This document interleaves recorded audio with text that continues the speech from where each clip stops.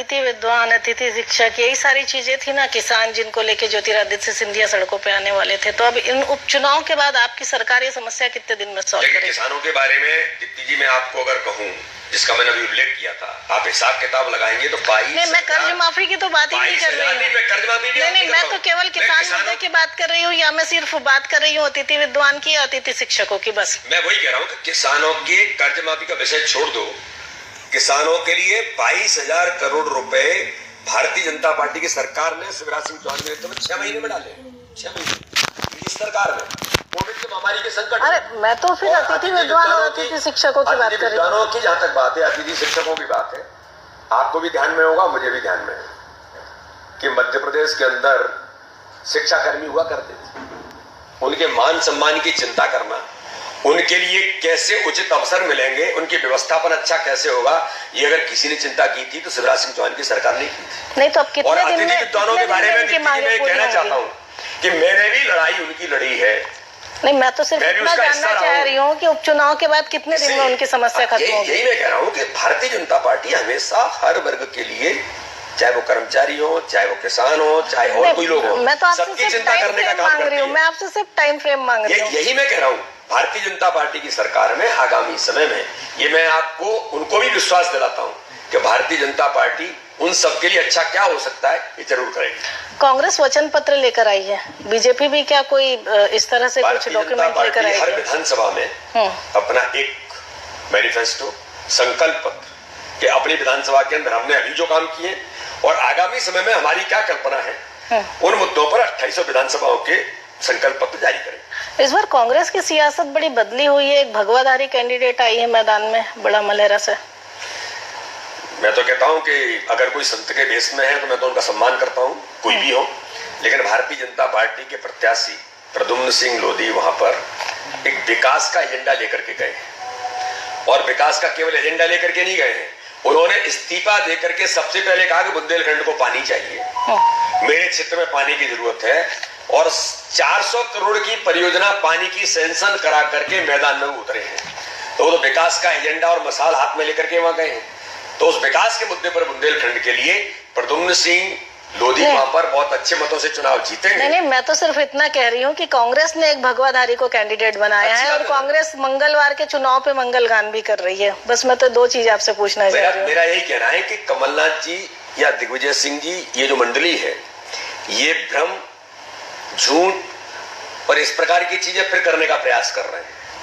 अरे आपको चाहे मंगलवार के दिन या हनुमान चालीसा करने की, आज आप जो बातें करने का प्रयास कर रहे हैं, इससे पहले आप क्या कर रहे थे?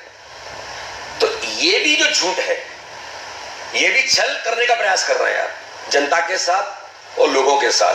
तो इन भ्रमों में और इन छल कपटों में जनता नहीं आएगी। कमलनाथ जी, आपके कैरेक्टर को जनता जानती है, आप क्या हैं। इस देश का वो लोकतंत्र की बात कर रहे हैं, लोकतंत्र बचाने का चुनाव है। मैंने कहा था कि आप क्या लोकतंत्र बचाएंगे, आपने तो लोकतंत्र की हत्या की। आप तो इंदिरा गांधी के समय में 1975 के अंदर जब एक चुनाव, जब ये इमरजेंसी देश के अंदर लगी, तो उस इमरजेंसी में आप बहुत बड़े किरदार थे। बीजेपी आप इस काम को करने के लिए कि देश के अंदर इमरजेंसी लगेगी, लोगों को जेल के अंदर डाल दिया गया था, आप उसके हिस्से थे। बीजेपी तो गद्दार का कोई आज तक जवाब ही नहीं दे पाई। गद्दार कहाँ है? कौन गद्दार है? गद्दार तो कमलनाथ है कि जिन्होंने वादे जनता से किए, जनता ने भरपूर समर्थन दिया, ग्वालियर चंबल रीजन की जनता ने, और आपके प्रतिनिधि को चुन करके भेजा, आपने वहां की जनता के साथ 1 रुपया विकास के लिए नहीं दिया, आपने बल्कि और वहां की लीडरशिप को इग्नोर किया।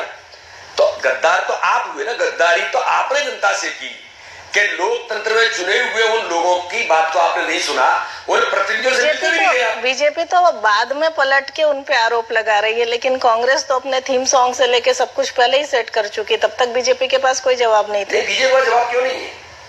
मध्य प्रदेश के अंदर मैं पूछना चाहता हूं कि सरकार क्यों गिरी? सरकार इसलिए गिरी, कांग्रेस का अपना अंतरकल है, अंतर्द्वंद।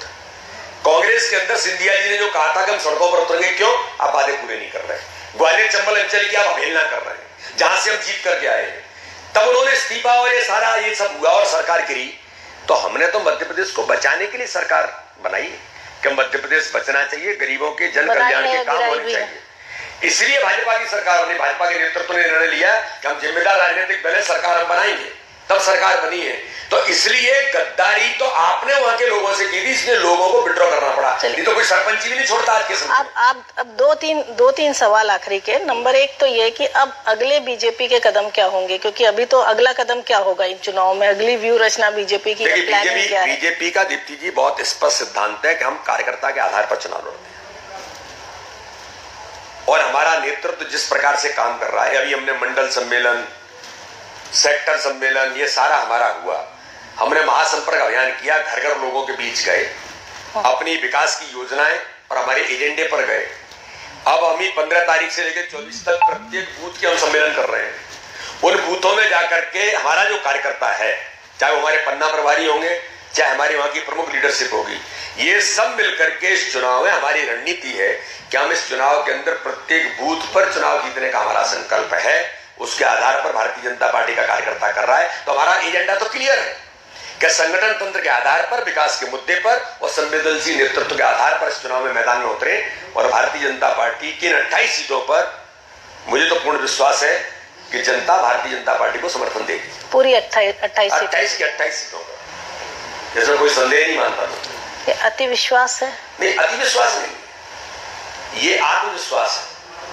इस आधार पर है, इस आधार अति आत्मविश्वास भी नहीं है, ये इस आधार पर है कि आज कांग्रेस की लीडरशिप, कांग्रेस का मैं अस्तित्व कहूं तो कम नहीं है कि जमीन, जो मैंने कहा कि जमीन खत्म हो गई है। कहां है नेता, कहां है दिग्विजय सिंह जो सरकार चला रहे थे?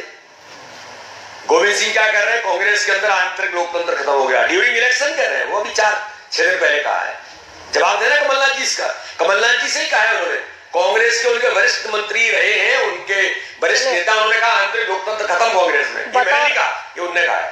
बतौर अध्यक्ष ये आपके पहले चुनाव है, तो क्या नयापन लग रहा है, किस तरह से तालमेल कर रहे हैं? कुल मिला के इन चुनाव के अनुभव क्या है आपके? देखिए, भारतीय जनता पार्टी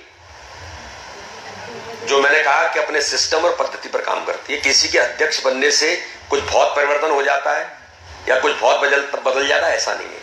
हम अपना कर्म करते हैं। मैं अध्यक्ष बनाऊं तो मेरी जिम्मेदारी है कि मैं सक्रियता के साथ इन चुनावों में सभी कार्यकर्ता काम पर लगे, सभी कार्यकर्ता अपनी भूमिका निभाएं। तो पूरा नेतृत्व कार्यकर्ता मिलकर के, जिस शब्द का मैंने उपयोग किया कि सामूहिक नेतृत्व के आधार पर हम आगे बढ़ रहे हैं, और हमारा प्रयास है कि इस चुनाव में संगठन तंत्र की मजबूती के साथ। एक बात और मैं कहना चाहता हूं, कमलनाथ जी ने कांग्रेस की बैठक में 2 बार कहा कि अब हमारा टारगेट भारतीय जनता पार्टी का संगठन है।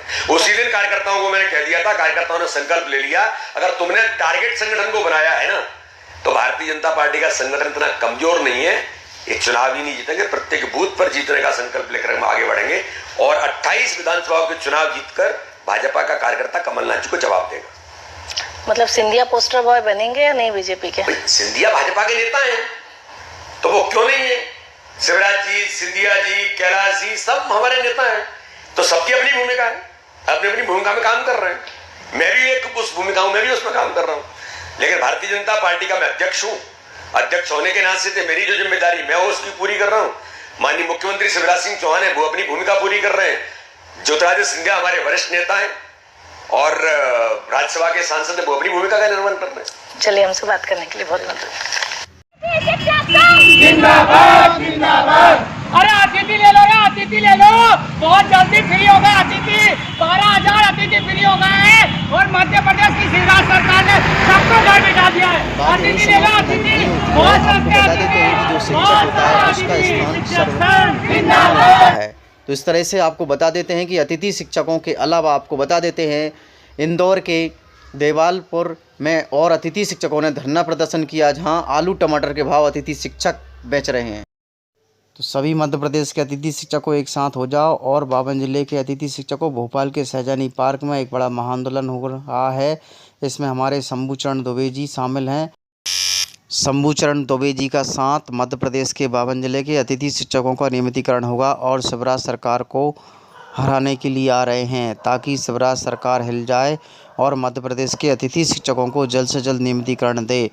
जो हमारे मध्य प्रदेश के वर्ग 1 और 2 में अतिथि शिक्षक बाहर किए गए हैं, उन्हें अंदर किए जाए। दोस्तों, वीडियो अच्छा लगा है तो चैनल को सब्सक्राइब जरूर कर लें, ताकि वीडियो आपको प्राप्त हो सके। Thanks for watching, like and comments and subscribe.